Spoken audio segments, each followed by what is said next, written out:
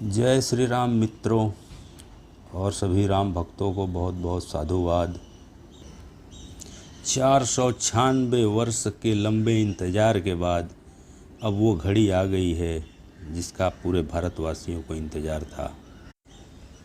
22 जनवरी 2024 12:29 से शुरू हो जाएगा आपके भगवान रामचंद्र जी के प्रतिमा के प्राण प्रतिष्ठा का अनुष्ठान और 84 सेकंड तक चलेगा। यह भारत इतिहास रचने जा रहा है। बड़ा ही गौरवशाली इतिहास होगा। इतिहास के पन्नों पे स्वर्ण अक्षर में लिखा जाएगा यह तारीख। मित्रों, अफवाहों पे ध्यान न दिया जाए, उसे अनसुना और अनदेखा किया जाए। तमाम अफवाहें चल रही हैं। शांति व्यवस्था और सुरक्षा व्यवस्था बनाए रखना चाहिए। हमारा आपका सहयोग होना चाहिए। क्या कहा भैया आपने? निमंत्रण नहीं आया है? अरे पूरे भारत में निमंत्रण गया भैया। अक्षत आया सबके यहाँ, निमंत्रण पत्र आया। आपको निमंत्रण नहीं आया? जी हाँ, बहुत ऐसे लोग हैं जिन्हें निमंत्रण नहीं गया है। हमको इससे क्या लेना देना? राम भक्तों को इससे क्या लेना देना? राम भक्तों का तो भगवान राम से मतलब है, उनके प्राण प्रतिष्ठा से मतलब है, 22 जनवरी से मतलब है। बड़ा ही पावन पर्व है। अनुष्ठान शुरू हो गया है। 108 फीट की अगरबत्ती सुलगाई जा चुकी है। 300 किलो घी पूजा पाठ के लिए आया है जो अगरबत्ती पे डाला जा रहा है। मित्रों, आपने अभी राम भक्त के श्रृंखला में हनुमान जी को सुना होगा कि पवन पुत्र हनुमान राम के बहुत बड़े भक्त हैं। दूसरे भक्त को सुना आपने तुलसीदास को। मैं आपको और भी भक्तों के बारे में बताता हूँ और ऐसी अद्भुत और रोचक चीज़ें बताता हूँ जिसे आप सुन के आश्चर्य हो जाएंगे। आइए पहले बात करते हैं अपने प्रभु श्री राम के भवन के बारे में। अयोध्या नगरी में सरयू तट के किनारे जो भगवान राम का अयोध्या महल है उसके बारे में बात करते हैं। यह भारत के उत्तर प्रदेश में एक ज़िला है अयोध्या। पंडित जी लोग इसे बताते हैं जम्बू द्वीपे भरतखंडे आर्यावर्ते भारतवर्षे अयोध्या राज्य, कौशल प्रदेश का राजधानी अयोध्या, जो कि पावन नदी सरयू नदी के किनारे बसी हुई है। यह नगरी मनुष्य के पूर्वज महाराज मनु, भगवान राम के पूर्वज भी हैं महाराज मनु, इन्होंने खोज की थी अयोध्या नगरी की। लेकिन यहाँ पे शासन करने वाले जो पहले वंश के राजा इक्ष्वाकु, इनके नाम पे इस वंश का नाम ही पड़ गया इक्ष्वाकु। ये भी भगवान राम के पूर्वज ही थे। और इस पूर्वज की श्रृंखला में 2-3 नाम मुझे याद है।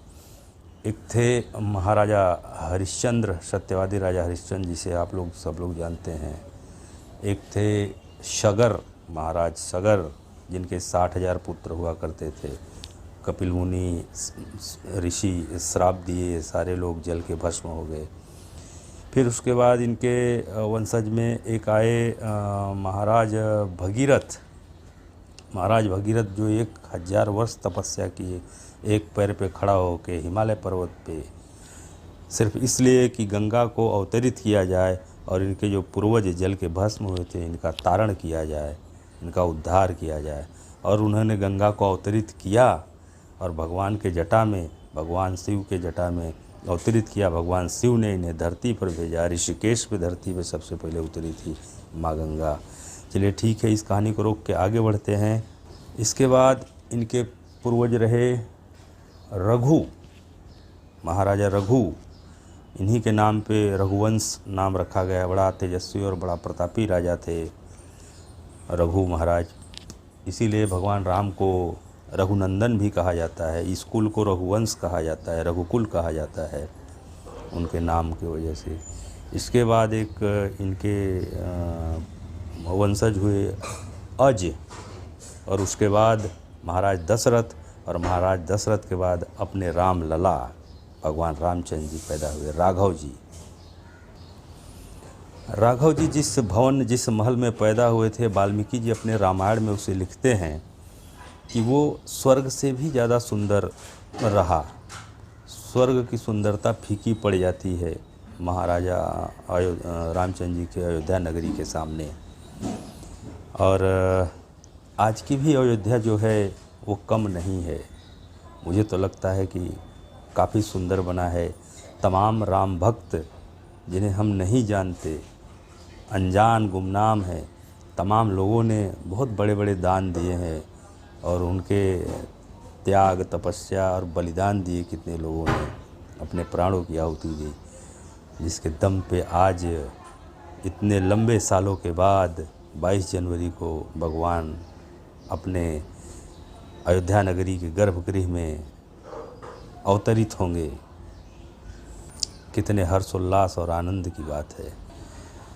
प्रभु श्री राम का ये जो महल बन रहा है, ये 3 मंजिले का महल है और ये राजस्थान से लाए गए, नागौर ज़िले से लाए गए मकराना संगमरमर, गुलाबी कलर के मकराना संगमरमर से बनाया गया है और इसकी नींव में 34,000 टन ग्रेनाइट पत्थर डाला गया है।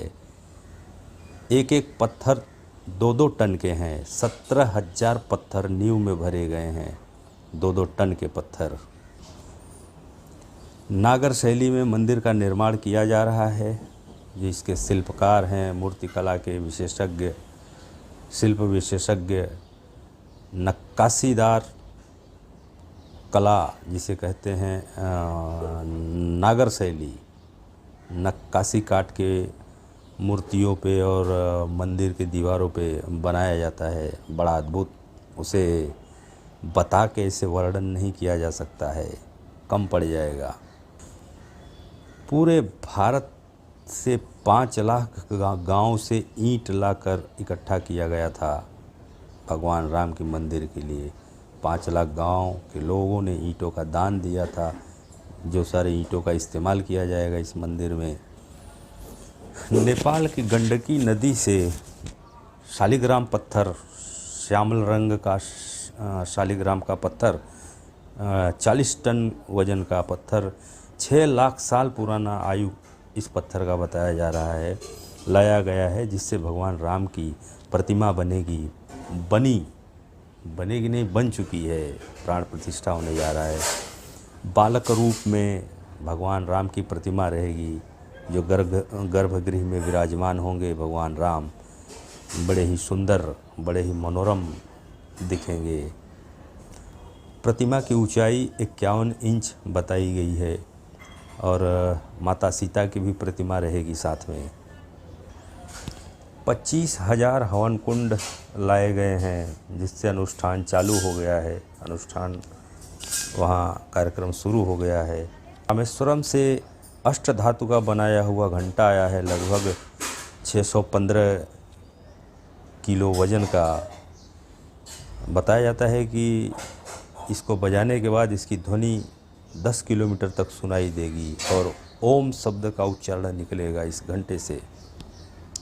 दूसरा एक घंटा आया है 21 कुंटल का। उत्तर प्रदेश में एक ज़िला है एटा, ये भी काफ़ी भारी घंटा है। 21 कुंटल मतलब 2100 किलो, 2100 किलो का यह घंटा है, एटा से आया है। और अष्टधातु का रामेश्वरम तमिलनाडु से आया है। एक राम भक्त ने बड़ा ही अद्भुत और अनोखा घड़ी भेंट किया है। यह घड़ी में एक ही सुई है, लेकिन यह समय बताएगी 9 देशों का। बताया जाता है कि यह घड़ी 2 जगह लगाई जाएगी, एक भगवान राम के मंदिर में और एक अयोध्या स्टेशन, रेलवे स्टेशन पर लगाई जाएगी। किसी भक्त ने सोने की खड़ाऊँ भेंट की है भगवान को। एक भक्त ने 1100 किलो का विशाल दीपक भेंट किया है। आप सोचिए, इतने विशाल दीपक में कितना तेल जलेगा और कितनी बड़ी और कितनी वजन की बाती होगी, कल्पना करिए ज़रा सा। एक राम भक्त हैं जिन्होंने 10 फीट ऊंचा ताला बना के दिया है। काफ़ी बड़ा ताला है, 10 फीट ऊंचा। और इस समय सबसे जो चर्चा में है वो है 108 फीट की अगरबत्ती। जिस अगरबत्ती की चौड़ाई है 3.5 फीट और इसे बनाने में खर्च लगा है 5.5 लाख रुपए का। और ये आया है बड़ोदरा गुजरात से, किसी भक्त ने दिया है। और इसका वज़न है 3657 किलो। पंचगव्य, घी, जौ, गुगुल, हवन सामग्री इत्यादि डालकर बनाई गई है अगरबत्ती, जो कि बताया जाता है कि 21 दिन तक जलेगी और सुलगाएंगे तो 1.5 महीने तक सुलगाया जाएगा इसे। और इसकी खुशबू 3-4 किलोमीटर तक सुगंधित खुशबू आएगा, इसका खुशबू लोगों को।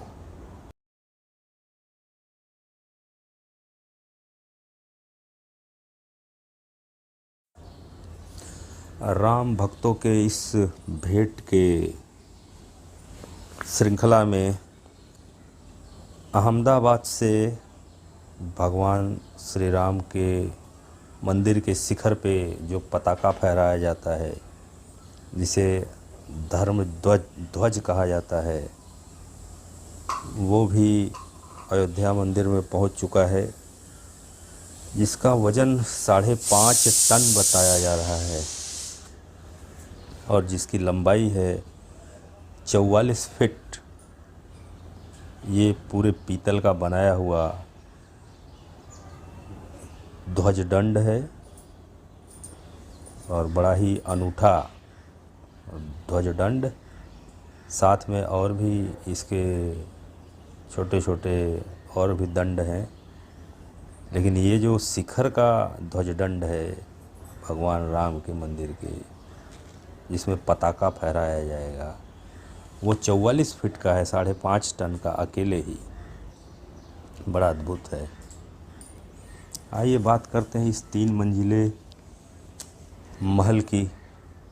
इसका बनावट कैसा है। एक बहुत ही जानी मानी कंस्ट्रक्शन की कंपनी है, आप लोगों ने नाम सुना होगा, बड़ा ही प्रचलित नाम है, लार्सन एंड टुब्रो। ये कंस्ट्रक्शन कंपनी ही अयोध्या राम मंदिर का काम कर रही है और 3,000 करोड़ का कार्य अभी चल रहा है। अंदाज़ा ऐसा बताया जाता है कि 2025 तक ये कार्य चलेगा। 70 एकड़ भूमि में राम मंदिर पूरा परिसर है और पूरे मंदिर की ऊंचाई है 161 फीट और पूरब और पश्चिम में लंबाई है मंदिर की 380 फीट। 380 फीट लंबाई और उत्तर और दक्षिण में 250 फीट की चौड़ाई बताई जाती है। पूरे मंदिर में 392 स्तंभ लगे हैं, 44 दरवाजे लगे हैं। सारे दरवाजे सागौन के लकड़ी के बताए जाते हैं। सागौन बड़ा ही मजबूत लकड़ी बताया जाता है और सभी दरवाज़ों पर सोने का कवच चढ़ाया जाएगा। और सबसे अनोखी बात कि भगवान राम चंद्र जी का जो चरण पादुका है वो 1 किलो सोना और 7 किलो चांदी से बनाया गया है। बड़ा अद्भुत है। एक अयोध्या नगरी का दृश्य था त्रेता युग में और एक अयोध्या नगरी का दृश्य है इस कलयुग में। बड़े अद्भुत रहेंगे कलयुग के भगवान राम, बाल स्वरूप में मनमोहक मूर्ति। ऐसा लगता है बड़ा कोमल रूप है इनका, बड़ा श्यामल और कोमल रूप, बड़ा अद्भुत, बड़ा भव्य। पुराणों में बताया गया है कि पुरुषोत्तम, मर्यादा पुरुषोत्तम भगवान राम ब्रह्मा जी के महर्षि मरीच के पुत्र और ये अपने मनु महाराज के वंशज में 38वें पीढ़ी में आते हैं। लगभग 38वीं पीढ़ी थी भगवान राम की। अयोध्या नगरी किसी हाईटेक सिटी से कम नहीं है। इस समय दूधिया रोशनी में नहाई हुई अयोध्या नगरी सोलर सिस्टम से पूरा लैस है। गली चौराहा सड़क मोहल्ला और भगवान राम के महल पे तो रंग बिरंगी लेज़र लाइट सजी हुई है। पूरे साफ़ सुथरे शहर और रोशनी में नहाई एकदम सजी संवरी अयोध्या नगरी, बड़ा भव्य लग रहा है भगवान राम का मंदिर। यहाँ तकरीबन 9.5 किलोमीटर की दूरी पे अयोध्या मंदिर से एक हवाई अड्डा है जिसका नाम रखा गया है मर्यादा पुरुषोत्तम राम विमानपत्तन। इसे सीधे प्रत्येक राज्यों से देश विदेश से जोड़ा गया है। देश विदेश के पर्यटक भी यहाँ आएंगे घूमने के लिए और सारे लोग दर्शन करने आएंगे। बड़ा अद्भुत है।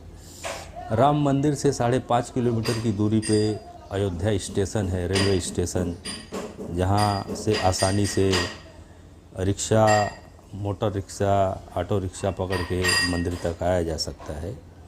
सारी सुविधाएं हैं, रहने के लिए धर्मशाला है, होटल मोटल है, महंगे होटल, सस्ते होटल, हर तरीके के होटल हैं। बड़ा अच्छा शहर हो गया, हाईटेक सिटी। भगवान राम के इस प्राण प्रतिष्ठा से ऐसा लगता है कि पुनः कलयुग में भगवान राम अवतरित हो रहे हैं। त्रेता युग एक बार फिर से लौट के आ गया, राम राज्य आ गया है। राघव जी पुनः आ गए अपने घर पे। हर जगह भजन कीर्तन का माहौल बना हुआ है। हरे राम राम राम हरे हरे, हरे कृष्ण कृष्ण कृष्ण हरे हरे। जय श्री राम मित्रों। नीलाम्बुजश्यामलकोमलाङ्गं सीतासमारोपितवामभागं पाणौ महासायकचारुचापं नमामि रामं रघुवंशनाथं। रंग बिरंगे रंगों से और दूधिया रंगों लाइटों से सजी ये अयोध्या नगरी साफ़ सुथरी। आइए अब बात करते हैं इसके कुछ सुरक्षा व्यवस्था के बारे में। बड़ी चाक चौबंद सुरक्षा व्यवस्था है। चप्पे चप्पे पे नज़र है प्रशासन की और चप्पे चप्पे पे निगरानियां लगी हैं, बैरक लगे हुए हैं, बख्तरबंद गाड़ियां घूम रही हैं और उस पूरे परिसर को एंटी ड्रोन किया गया है। कोई ड्रोन उड़ के जा नहीं सकता वहाँ। और गर्भगृह की सुरक्षा व्यवस्था CISF को दी गई है और परिसर की सुरक्षा CRPF को दी गई है। साथ में SSF और STF भी लगा हुआ है और पूरे ज़िले की सुरक्षा व्यवस्था उत्तर प्रदेश पुलिस के हाथों में है। बड़े आला अधिकारी और बड़े फुर्तीले अधिकारी तैनात किए गए हैं, अत्याधुनिक शस्त्रों के साथ और अत्याधुनिक वाहनों के साथ। चारों तरफ नाकाबंदी है और निगरानियां चल रही हैं। 100 मॉनिटरों से CCTV से मॉनिटरिंग की जा रही है, ड्रोन कैमरे से मॉनिटरिंग की जा रही है। बड़ी अच्छी सुरक्षा व्यवस्था है। परिंदा भी पर नहीं मार सकता है मित्रों, लेकिन फिर भी हर किसी की जिम्मेदारी है, हर भारतवासी की ये जिम्मेदारी है कि शांति और सुरक्षा व्यवस्था हद तक बना के रखें। ये अपनी स्वयं की जिम्मेदारी है। उत्तर प्रदेश के मुख्यमंत्री, राज्य रक्षा मंत्री, केंद्र के रक्षा मंत्री और अयोध्या के डिस्ट्रिक्ट मजिस्ट्रेट की जिम्मेदारियां काफ़ी बढ़ गई हैं, काफ़ी तनाव बढ़ गया है। इनके ही दम का खेल है सब और बाकी जो है वो हम आप संभालेंगे। मित्रों, भारत के नागरिकों की जिम्मेदारी है कि अफवाहों को अनसुना अनदेखा करें, सुरक्षा व्यवस्था और शांति व्यवस्था बहाल रखा जाए। ये परम कर्तव्य है। जय श्री राम मित्रों। एक दोहे के साथ संपन्न करूंगा अपने इस कार्यक्रम को। राम रामेति रामेति रमे रामे मनोरमे सहस्रनाम तत्तुल्यम राम नाम वरानने। जय श्री राम, जय श्री राम। मित्रों,